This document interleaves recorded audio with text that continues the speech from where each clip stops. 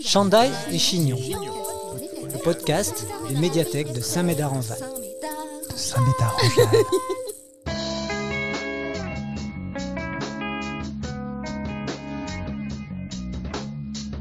Dans cet épisode, nous évoquons le principe des conventions citoyennes à travers les expériences de deux participants à ce processus de démocratie participative.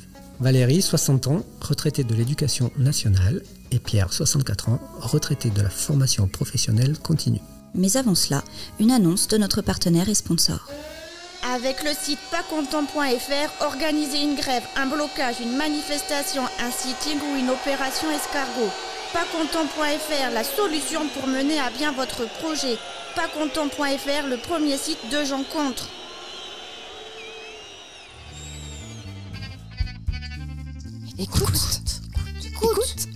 Écoute, c'est Chandail et Chignon. Valérie, Pierre, merci d'être venus. Nous allons parler ensemble de la Convention citoyenne, puisque vous avez participé à une Convention citoyenne à Saint-Médard-en-Val. Pour recontextualiser, c'est une ville moyenne de 35 000 habitants environ. Donc avant de commencer, est-ce qu'on peut faire ensemble peut-être ou donner une définition de ce qu'est une Convention citoyenne ? On peut en donner une définition, effectivement, dans la représentation générale et dans ce qu'on a pu vivre. Une convention citoyenne, c'est un lieu où on donne du temps et des moyens aux citoyens de s'exprimer sur un thème. Et de travailler ce thème dans un temps qui est assez long en général, c'est-à-dire qui permet à chacun de s'acculturer au thème, de bien prendre connaissance du thème et d'échanger surtout avec les autres, c'est-à-dire que chacun vient avec ses représentations sur le thème et ensuite la rencontre avec les autres fait bouger toutes les représentations de chacun pour qu'on arrive au final à pouvoir donner un avis commun sur un thème sur lequel on a pu débattre tout au cours du processus. Et dans votre cas précis, quel était le thème ? Le thème, c'était d'imaginer la ville de Saint-Médard en 2040, tout simplement. C'est une convention citoyenne qui a été proposée par qui ? Cette convention citoyenne a été proposée par la municipalité. En janvier 2023, la municipalité a organisé une campagne de sensibilisation auprès des habitants pour représenter les différentes instances de participation qui étaient organisées dans la ville. Et donc, les élus sont mobilisés auprès des habitants. Il y a eu deux conférences préalables à la convention en mars. Une convention citoyenne à Saint-Médard-en-Val. Pourquoi et comment ont participé Loïc Blondiot et Armel Lecos, qui sont respectivement garants et initiateurs de la convention citoyenne pour le climat. Il y a eu également une autre conférence sur le réchauffement climatique organisée par des animateurs des Shifters. Donc les élus sont allés à la rencontre des habitants lors de ces conférences et également en tirant au sort, en appelant des personnes dans la ville, en tirant au sort 160 adresses, en essayant d'avoir une représentativité la plus large possible.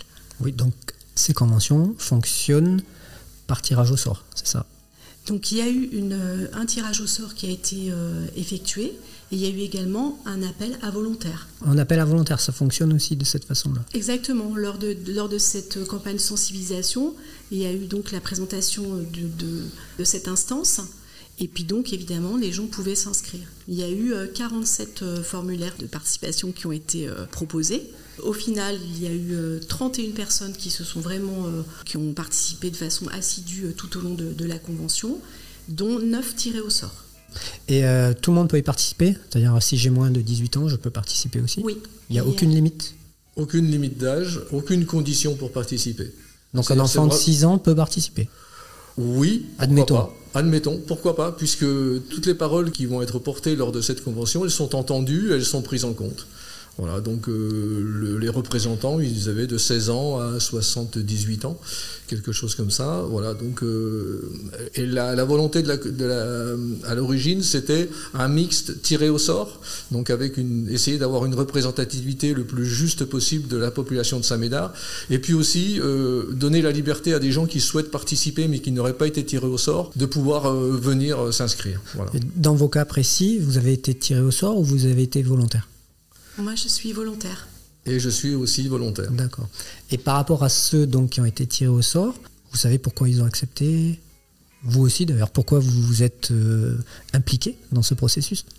Moi, à titre personnel, je me suis impliqué parce que tout au long de ma vie, je me suis impliqué dans des collectifs. Et ma vision, c'est que si on veut être critique ou donner son avis, il faut aussi oser le faire, aller dans des instances qui permettent de le faire.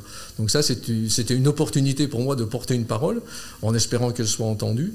Et puis, on vote tous les 6 ans pour élire un conseil municipal, on met un bulletin dans l'urne, et puis pendant 6 ans, on n'a plus le droit à la parole.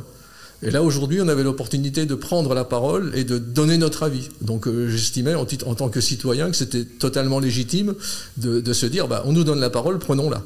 Valérie. Oui, moi aussi, je suis intéressée par le fait de pouvoir réfléchir avec d'autres personnes.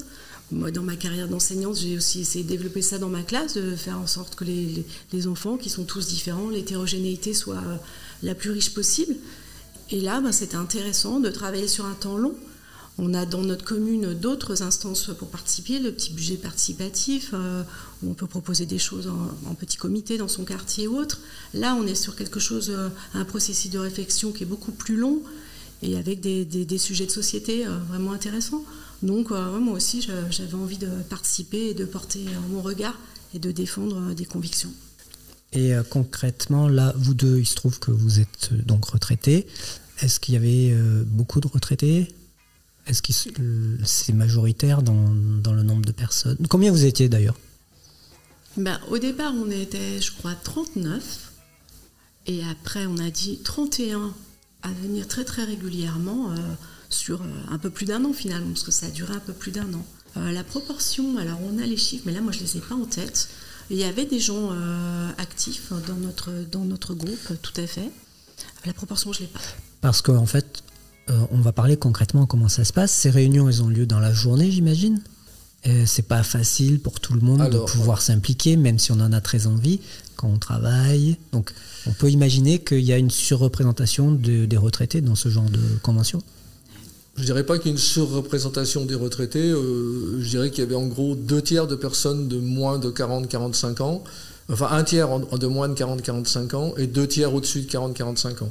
Avec effectivement une part de retraités, mais un peu comme nous, de jeunes retraités, de gens qui sortent tout juste de la vie active et qui trouvent là un espace de parole. Et ensuite, pour ce qui est du déroulement, majoritairement, on s'est réunis le soir à partir de 18h30 et en semaine, et sinon le samedi, à 10h-16h. Alors c'est clair qu'il faut avoir un petit peu de disponibilité, il faut avoir un petit peu de temps.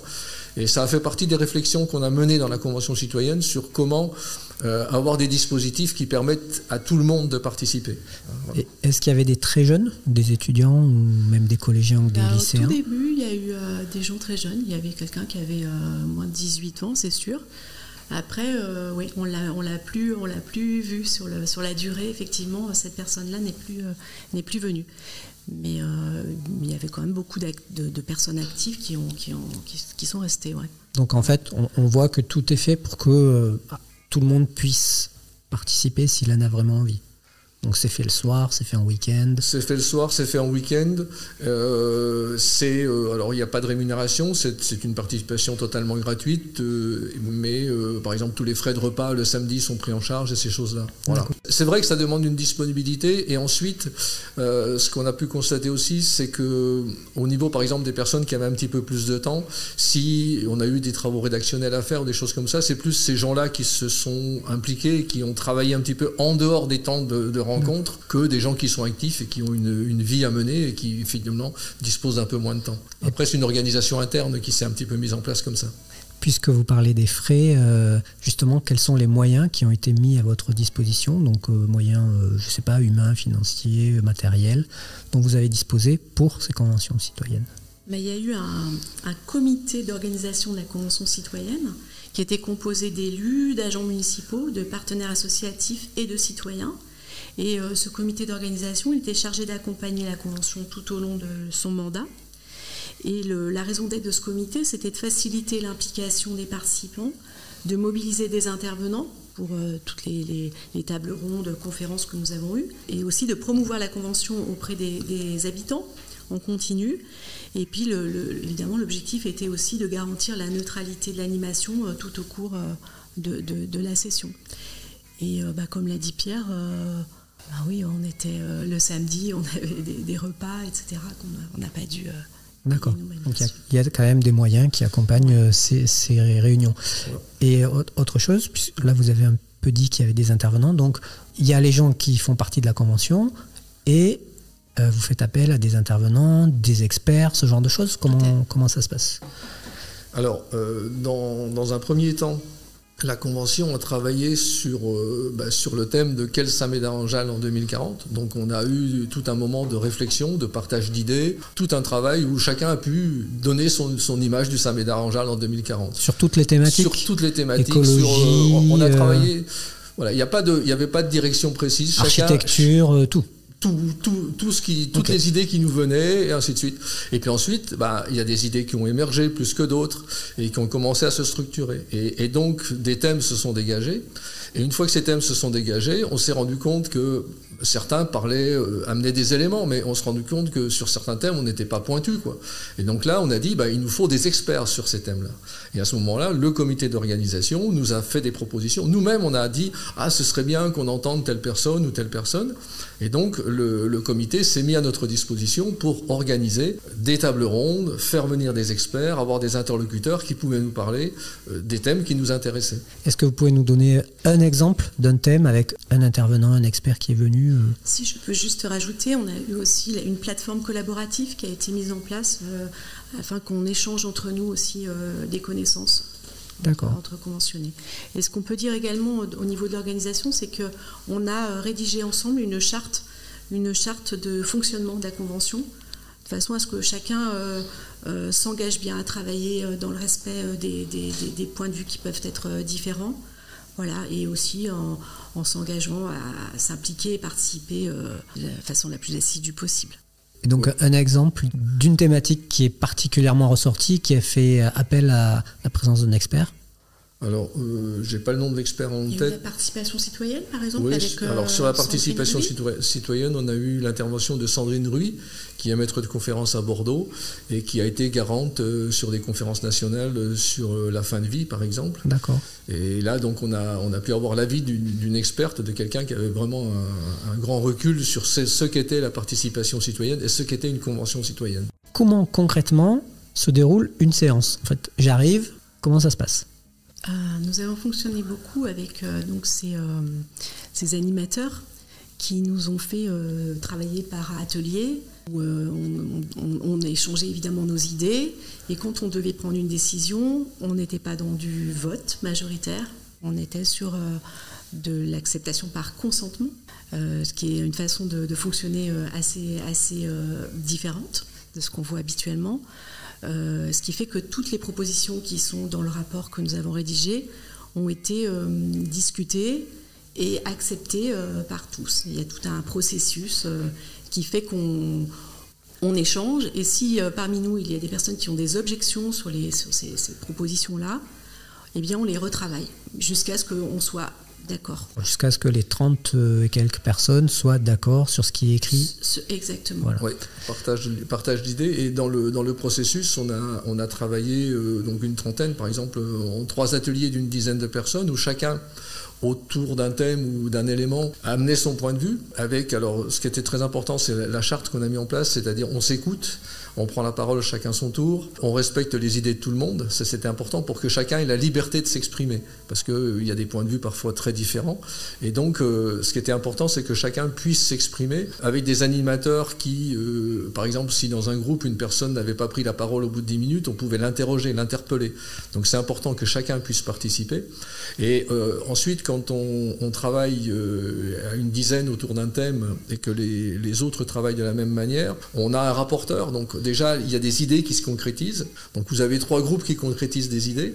Donc, déjà, on arrive à des mini-synthèses. Et puis, quand ces 3 groupes se rejoignent, on refait une synthèse de tout. Et là, on arrive à avoir vraiment la quintessence des échanges. Et donc, c'est un peu ce qu'on appelle un travail en entonnoir. C'est-à-dire, on part de plein d'idées. Et puis, tout d'un coup, les choses se resserrent. Et les éléments fondateurs, les éléments fondamentaux, ce qui ressort vraiment, on arrive à le synthétiser. On arrive à avoir une idée à peu près collective. Et après, il y a le processus, effectivement, de se dire, eh bien, parfois, il y a des idées qui sont en contradiction.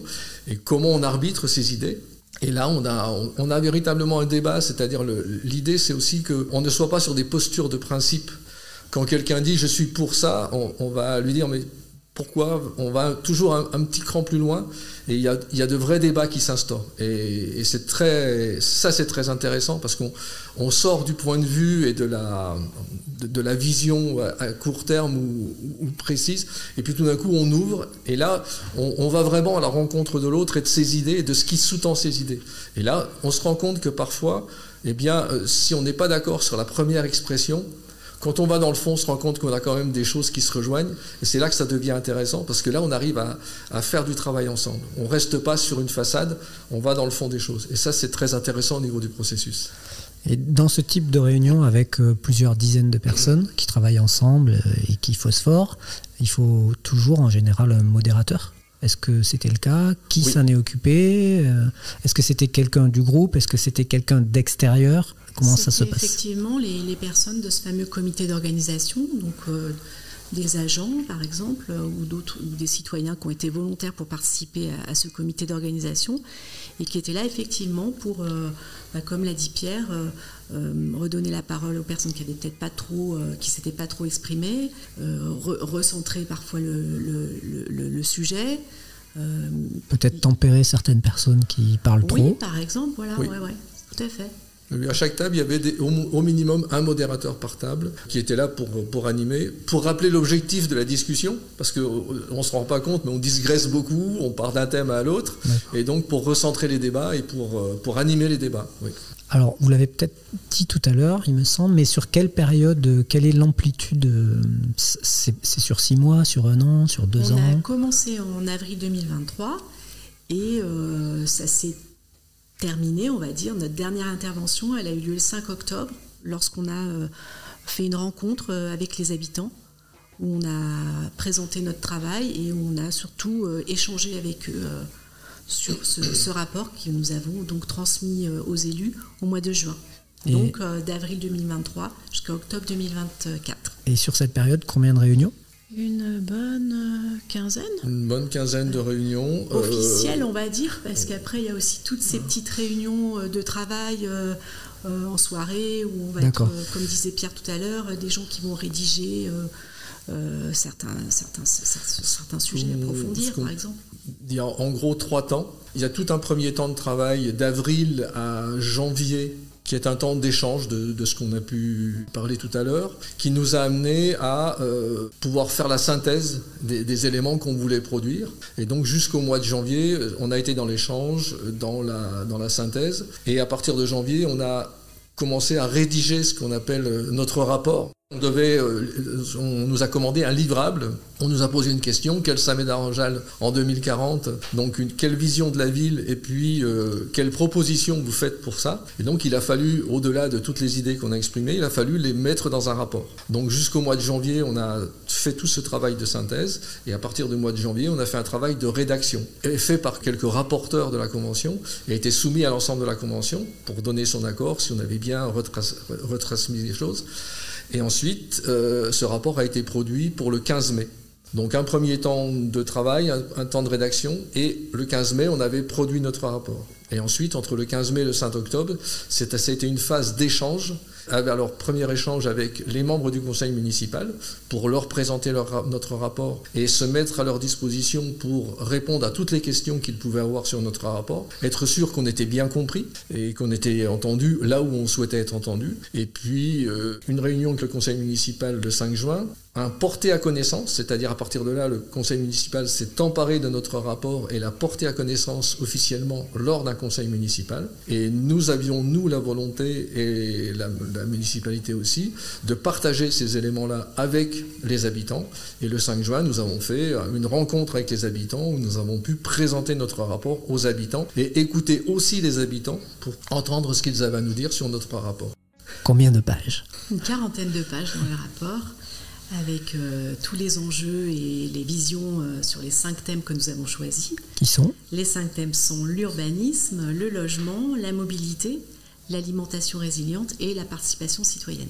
D'accord. Et y a-t-il un thème qui aurait pu, mais qui au final n'a pas intégré le rapport, mais qui était presque... On va dire, on a vraiment choisi ces 5 thèmes-là, sachant que quand même, dans ces 5 thèmes-là, il y a forcément la transition écologique et le lien social, qui sont des fils conducteurs qui structurent tout le travail, en fait.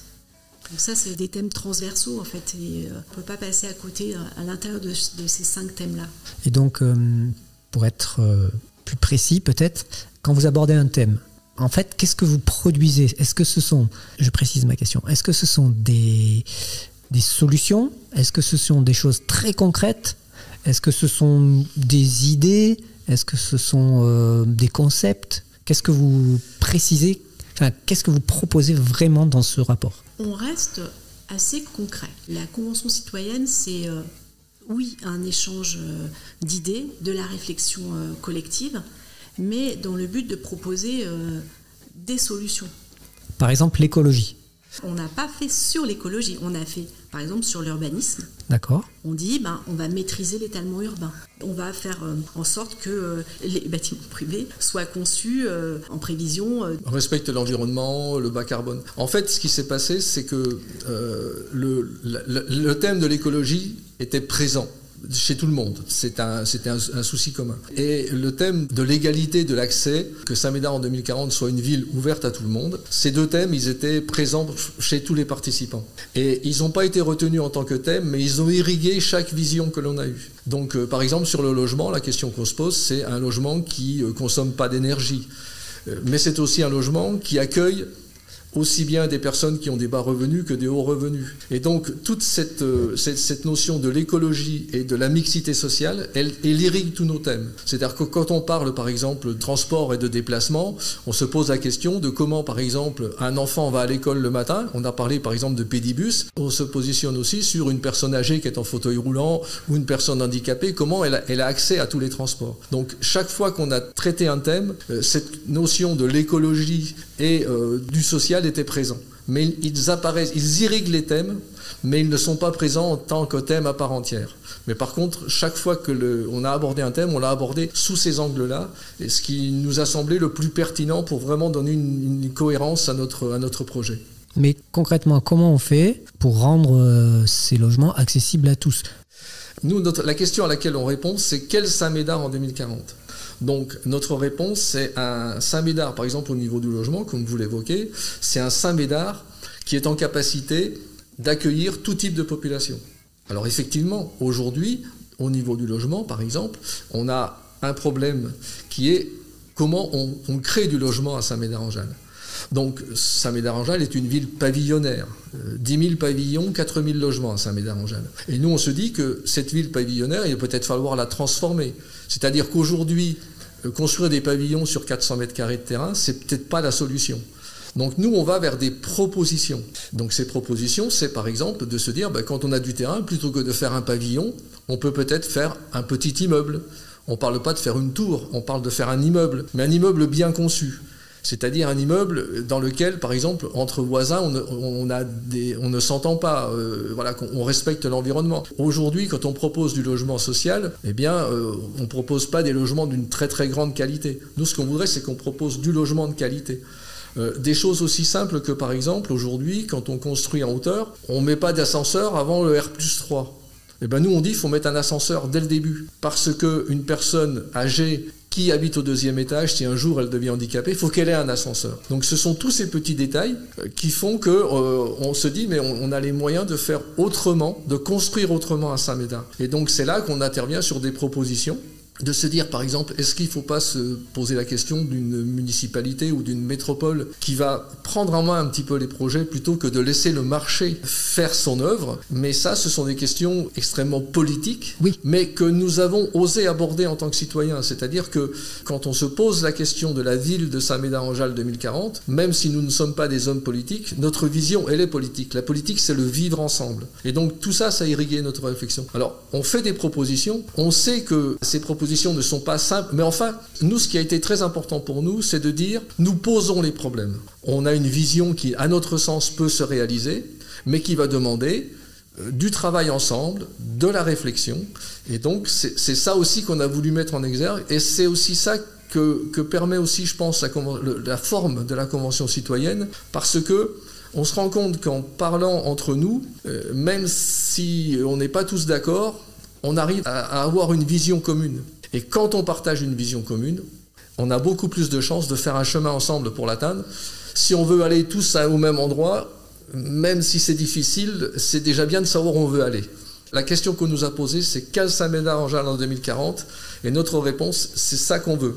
On est réaliste, hein. On n'a pas fait des choses énormes, mais on se dit quand même qu'il faut travailler pour atteindre nos objectifs. Moi, je pourrais rajouter une chose, c'est que lorsqu'on a rencontré les habitants le 5 octobre, l'échange avec les personnes qui étaient présentes a été vraiment très très riche, et on s'est bien rendu compte que les thèmes qu'on avait choisis suscitaient énormément d'intérêt.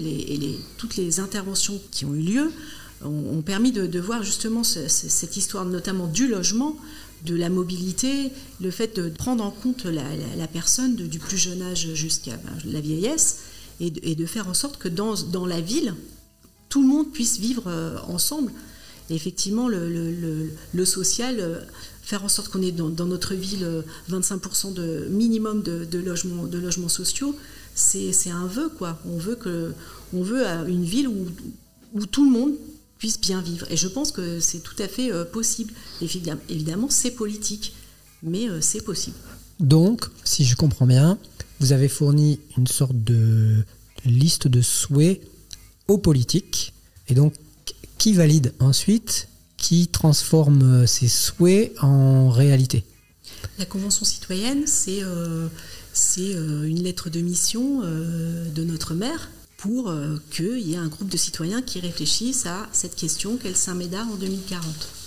Donc, nous avons fourni notre travail, nous avons donné nos 110 propositions, nos visions, les enjeux sur les 5 thèmes. Donc maintenant, on attend les réponses. Et c'est bien dans les mains des politiques. Voilà, donc. Mais nous, on sait aussi, et c'est ce que vraiment on souhaite, c'est que oui, il y a l'équipe municipale, les élus, cette représentation, cette démocratie représentative, mais il y a aussi cette démocratie participative.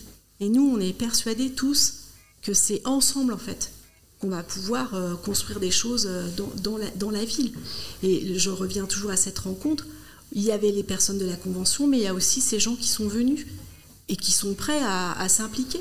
Donc nous, on prend le pari que, avec de l'information, les habitants, quels qu'ils soient, quel que soit leur âge, leurs origines, leur culture et autres, sont prêts à s'impliquer et à faire en sorte que, oui, ces propositions-là soient reprises ou pas, mais au moins rediscutées et que ce rapport aboutisse à quelque chose de très concret. Donc vous vous attendez réellement à ce que ça se concrétise, on va dire plus ou moins rapidement, au cœur de la ville. On sait qu'on a conscience, là, on a vraiment conscience que oui, notre travail, c'est quelque chose qui peut faire référence, au moins à l'échelle de notre ville, c'est sûr. Et sur des thématiques comme celle-là, je me dis, est-ce que vous avez fait appel peut-être à d'autres conventions citoyennes dans d'autres villes qui auraient pu avoir lieu sur des thématiques proches ? Parce que par exemple, si on parle du logement, c'est quelque chose qui concerne tout le monde en France, c'est une problématique très importante pour la plupart des gens en France. Est-ce que vous avez eu d'autres exemples, d'autres conventions, dans d'autres villes ? On a regardé, oui, tout ce qui se faisait autour de nous, aussi bien en convention qu'en projet participatif, par exemple. On a reçu des gens qui sont de Bordeaux, qui travaillent justement sur la construction d'un immeuble participatif. Et donc, on s'est intéressé aux projets, je dirais, un petit peu novateurs dans ce sens-là. Et ce qu'on se rend compte, c'est qu'il y a énormément de projets de ce type-là. Ensuite, il y a tout un travail pour le diffuser, pour en parler. Mais ce qui est fondamental par rapport à votre question de la suite, c'est que, et j'en reviens au fait que comment on agit sur le marché de l'immobilier aujourd'hui, on laisse tomber, c'est quasiment impossible. Mais par contre, par petites touches, et donc c'est quelque chose, nous ce qu'on veut, c'est qu'il y ait une volonté permanente de ça, et que tous les interstices dans lesquels on peut s'introduire pour faire bouger les choses, on les prenne. Et ça, je pense que c'est important que les citoyens se mobilisent sur ces éléments-là. Parce qu'une municipalité, des conseillers municipaux, ils travaillent avec des experts, ils travaillent avec des équipes. Est-ce qu'ils ont toujours le temps de prendre le recul de la réflexion ? C'est pas sûr. Et donc, je pense que le citoyen peut être un vrai porteur d'idées. Nous, on s'est vraiment rendu compte en travaillant qu'on avait des idées parfois différentes, des choses comme ça, mais qu'en les travaillant, c'est l'intelligence collective qui est à l'œuvre. Et je pense que ce serait dommageable qu'une municipalité comme Saint-Médard aujourd'hui, avec le travail que l'on a fait, ne s'en saisisse pas. Ce qui est important dans le processus pour moi de la participation citoyenne et donc du processus de convention citoyenne, c'est qu'il y a une initiative de la municipalité qui dit « nous donnons la parole aux habitants ». Les habitants s'en saisissent. Et donc, il faut aussi qu'en tant que citoyen, quand on a l'opportunité de donner la parole, on revient à ce qu'on a dit au début, on s'en saisisse. On a prouvé qu'on pouvait s'en saisir, et on a prouvé, je pense, à travers le rapport, parce que c'est ce qui nous a été dit, que les idées que nous avions, elles n'étaient pas utopistes, elles étaient ambitieuses, certes, mais qu'elles étaient raisonnables. Et nous, ce que l'on a vraiment voulu démontrer, c'est qu'on peut produire de nouvelles solutions en échangeant entre nous. Ce que nous souhaitons, c'est qu'il y ait un cercle vertueux qui s'instaure, une municipalité qui donne la parole aux habitants, les habitants qui prennent la parole des habitants qui est reprise par la municipalité, qui peut revenir à les habitants, et on peut travailler ensemble. Je pense qu'on a démontré aujourd'hui, en tant qu'habitant de Saint-Médard-en-Jalles et en tant que citoyen, que quand on nous donnait la parole, on était capable de la prendre et on était capable de faire un travail qui soit utile à la collectivité. Et donc, il faut qu'on continue ce cercle, il faut que la municipalité va revenir vers nous en répondant à notre rapport, parce que dans ce rapport, ce qui est important de voir dans le rapport, il y a bien deux parties. Une partie qui est notre vision du Saint-Médard-en-Jalles de 2040, avec la vision et les enjeux qui sous-tendent cette vision. Et ensuite, il y a des propositions. Ces propositions, c'est ce qui nous semble qu'il faut faire pour atteindre notre objectif.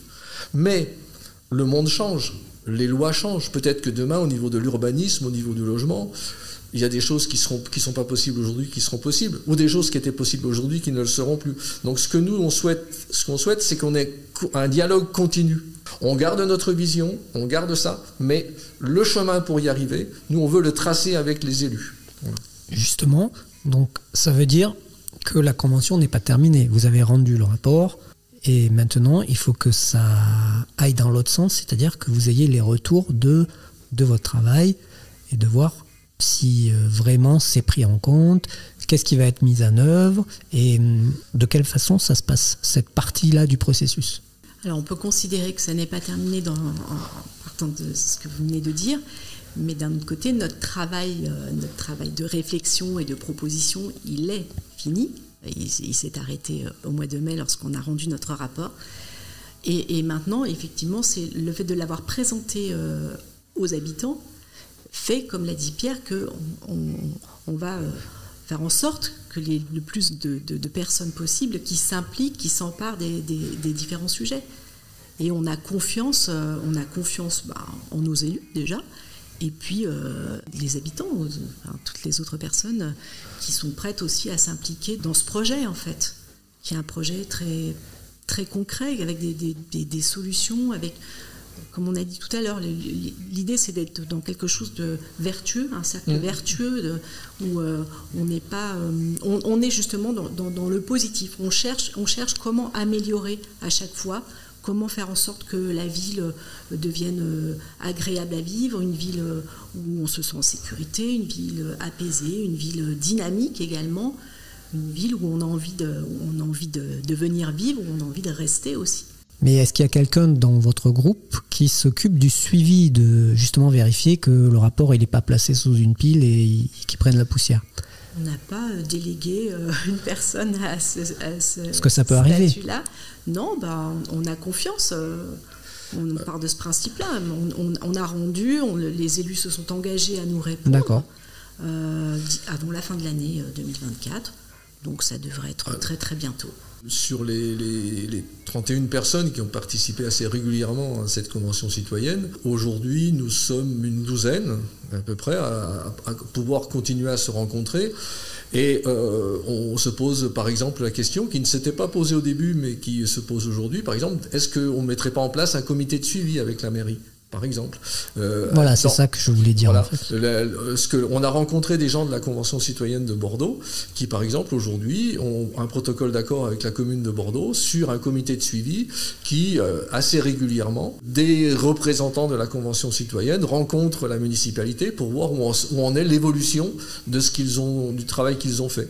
Alors, c'est ce que j'aurais tendance à dire à des gens qui rentrent dans une convention citoyenne, c'est que nous, on est rentrés avec les exemples des conventions citoyennes sur le climat, mais la convention citoyenne, c'est nouveau un peu. Et donc, ce que j'aurais tendance à dire à des gens qui s'engagent, c'est de se poser la question de l'après et de bien poser la question au commanditaire de comment il va utiliser les travaux. Et nous, on n'a pas posé la question d'un comité de suivi, mais aujourd'hui, on va avoir une réponse de la mairie. Et peut-être on va demander à la mairie de dire est-ce qu'on peut se revoir tous les 6 mois pour voir comment ça évolue. Voilà. Donc il y a des choses comme ça, des idées qui apparaissent au fil du temps parce qu'on se rend compte que ça devient nécessaire. Donc la condition en tout cas ce qui est certain, c'est que nous, membres de la Convention citoyenne, nous sommes un certain nombre à être très attentifs à ce qui va se passer. On va suivre les délibérations du conseil municipal, on va suivre tout ce qui se passe et si à un moment ou un autre on veut reprendre la parole, on ira frapper à la porte. Il n'y a pas de problème. C'est assez intéressant parce qu'en fait, vous avez dit on est rentré là-dedans avec l'exemple de la Convention citoyenne pour le climat. Mais si on prend cet exemple, il me semble que le résultat, il est assez décevant. Hein. Franchement, ça ne donne pas envie. On se dit, ils ont travaillé, ils ont fourni un super boulot. Et franchement, ça a été jeté à la poubelle après. Oui, c'est vrai que c'est une réflexion que j'ai eue de la part d'amis ou de gens que je côtoie en me disant mais qu'est-ce que tu vas faire là-dedans ? De toute façon, on sait où ça mène, le politique il va t'utiliser et il n'en fera rien. Moi, j'ai voulu me dire je donne une chance aux politiques. Et ce que j'ai ressenti à travers la municipalité de Saint-Médard-en-Jalles, c'est qu'il y a des instances comme les groupes études projets qui travaillent, qui font des choses. Il y a des instances comme le Conseil citoyen aussi, qui peut prendre la parole. Et je me suis dit, pour une fois que le politique me donne la chance de faire, je vais prendre cette chance. Je pense qu'on a prouvé qu'on avait pris la chance. Et aujourd'hui, effectivement, le politique est aussi face à ce qu'il a engendré et comment il va le gérer. Et donc, c'est vraiment ça qui est important. Ils se sont engagés à nous répondre. Déjà, on va avoir une réponse écrite sur notre rapport. L'écrit, c'est important, parce que ça reste l'écrit. Notre rapport, il existe, on pourra le ressortir à n'importe quel moment. Leur réponse va exister aussi. Donc ça, c'est quelque chose que l'on va pouvoir confronter dans le temps. Donc ça, c'est important pour nous. Et je pense que la municipalité aura tout intérêt à continuer à faire ça. On a bon espoir, on n'est pas naïf. Et on est vigilant. Il y aura d'autres conventions citoyennes localement qui seront proposées en fonction de thématiques différentes. Pourquoi pas ? Après, c'est vrai que là, le thème étant quand même assez large, avec la question étant assez large, avec 5 thèmes proposés, il y a déjà pas mal de travail possible. Donc peut-être qu'il y aura d'autres conventions citoyennes, c'est à souhaiter, mais sûrement pas dans l'immédiat, j'imagine. Oui, il faut d'abord terminer le processus de celle-ci, voilà, et puis ensuite... Oui. Alors, pour ce qui est de la convention, je ne sais pas, on a fait le tour, où il y a des choses sur lesquelles vous vouliez rajouter, préciser, et que je n'ai pas abordé ? Il me semble qu'il y a un élément qui peut être important pour les conventions citoyennes, c'est que j'ai parlé tout à l'heure du travail de réflexion et ensuite du travail de synthèse de nos réflexions. Ce travail de synthèse des réflexions, il a été fait par des membres de la convention citoyenne. Donc il y a un moment où on a fait appel à des rapporteurs en disant qui est-ce qui se sent en capacité de rédiger des choses par rapport à toute la matière qu'on a pu amener. Personnellement, j'ai été rapporteur sur 2 thèmes. Ce qu'on s'est rendu compte, c'est que là, par exemple, tout le monde ne s'est pas senti en compétence là-dessus, et je trouve ça tout à fait normal. Et en tant que rapporteur, quand on est dans la convention, c'est pas une situation facile, parce qu'on doit rapporter l'ensemble de ce qu'on a entendu, mais on a aussi notre point de vue. Donc il faut être capable de se distancer. Et ça, c'est pas forcément simple. Donc ça a été garanti par le fait que tous nos écrits ont été représentés ensuite et tout le monde a donné son avis. Donc on avait quand même des garanties d'une neutralité. Mais le travail d'écriture n'est pas simple. Déjà, faire de la synthèse, c'est pas simple. Et donc on sait qu'il y a des conventions citoyennes ce travail a été fait par des éléments extérieurs. Et je pense que ce serait une bonne chose. Une bonne chose dans la technicité, dans la capacité à le faire. Et puis une bonne chose dans la neutralité. Si je reparticipais à une convention citoyenne, je demanderais à ce qu'il y ait ces apports extérieurs de manière à complètement libérer l'espace de parole et à ne pas mettre des conventionnés dans des situations un petit peu qui peuvent être un peu difficiles. Parce que quand vous écrivez un rapport et que des idées que vous ramenez sont un peu contredites ou un peu rejetées, c'est pas forcément très agréable. Donc je pense que ce serait important que dans une convention citoyenne, ce soit des éléments extérieurs qui fassent ce travail de synthèse. Il n'y a pas d'influence de la mairie, il n'y a pas d'influence extérieure, si ce n'est des experts qui, à un moment ou à un autre, ont pu nous donner des indications et dont on a pu tenir compte. Et est-ce qu'il y a un endroit où il est consultable, ce rapport, par les habitants ? Oui. Sur le site de la commune. Sur le site de la commune. Sur le site de la commune, oui. Donc n'importe qui, là, peut aller voir ce rapport et voir ce que vous avez produit. Depuis le mois de mai, quand il a été rendu. Depuis le mois de mai, il est consultable sur le site de la ville et sur le site le www.participer-saint-médard-en-jalles.fr. D'accord. Voilà. Et pour des gens qui souhaiteraient aller le voir, le rapport fait 40 pages, mais dans sa présentation, il est présenté en 2 parties. Une première, on peut, sur chaque thème, voir la vision et les enjeux. C'est 1 page par thème, donc c'est assez rapide à lire. Et ensuite, pour ceux qui veulent aller plus loin, il y a pour chaque thème toutes les propositions que l'on a fait. Donc on peut très facilement prendre connaissance de la vision de Saint-Médard-en-Jalles. En allant 10 minutes sur le site, on a une vision de Saint-Médard-en-Jalles telle que les citoyens l'ont voulu lors de la convention. Je reviens sur la composition du groupe. Il y avait une parité, homme-femme ? Il y avait une parité qui a été recherchée, mais au fil du temps, je crois qu'il y a légèrement plus d'hommes. Ouais. Et on est dans un lieu de culture. Est-ce que vous avez parlé culture dans ce projet de ville future ? Est-ce qu'on a parlé culture ? Fondamentalement, c'est pas un thème qui est venu, mais... Ouais, c'est un thème qui aurait pu être on arrête traité. Tout. On est bien d'accord. Non, mais je je pense que ce qu'on a traité, c'est... Donc il n'y aura pas de culture à Saint-Médard dans 40 ans. Grâce à vous. Alors, si la vision que l'on a eue de l'habiter ensemble, de se déplacer ensemble, de se retrouver, par exemple, dans notre vision de l'urbanisme, il y a une notion d'agora. C'est-à-dire que, par exemple, quand on parle d'un logement ou d'un immeuble, on prévoit toujours dans cet immeuble une salle de réunion. On prévoit un espace extérieur dans lequel on peut être totalement libre, les enfants peuvent faire du vélo, un espace protégé, mais qui était aussi un espace de rencontre. Dans un immeuble, par exemple, on ne met pas de machine à laver dans chaque appartement, on a une buanderie en commun. Et ce qu'on se rend compte, c'est que ces lieux-là sont des lieux de sociabilisation et de partage. Et on commence à partager, et on commence à échanger, et on peut parler aussi culture dans ces lieux-là. Voilà. Donc, moi, je pense que ce qu'on a touché du doigt aussi, c'est qu'on est dans une ville quand même relativement aisée. Et il faut qu'on ouvre la culture à tout le monde. Et pour que tout le monde s'ouvre à la culture, il faut déjà que son quotidien soit un petit peu plus simple que ce qu'il n'est aujourd'hui pour certains. Donc, en ce sens-là, la culture est abordée, mais fondamentalement, on n'a pas parlé de culture en termes de culture. Donc, peut-être une deuxième convention. Volontiers. Voilà. Oui, pourquoi pas. Oui, tout à fait. Alors, on va terminer avec une question qui n'a plus ou moins rien à voir avec le sujet qu'on vient d'aborder, que je pose à tous mes invités, que je vais vous poser à tous les deux. 3 choses que vous aimez chacun et 3 choses que vous n'aimez pas, dans l'absolu. Qui commence ? Moi, ce que j'apprécie, c'est l'échange, c'est le partage. J'aime aussi les choses concrètes, je suis bricoleur, et j'aime bien travailler de mes mains, et j'aime bien voir ce que j'ai fait. Ce que je n'aime pas, c'est l'individualisme. Ce que je n'aime pas, c'est les idées toutes faites, c'est les a priori. Moi, j'aime le calme, j'aime promener au bord de la mer, j'aime les gens qui sont ouverts aux autres. Ce que je n'aime pas, les gens obtus, oui, comme tu as dit. Merci beaucoup. Merci à vous de votre écoute. Semez vos envies et cultivez votre curiosité en attendant le prochain podcast des médiathèques de Saint-Médard-en-Jalles. Abonne-toi. Chandail et chignon.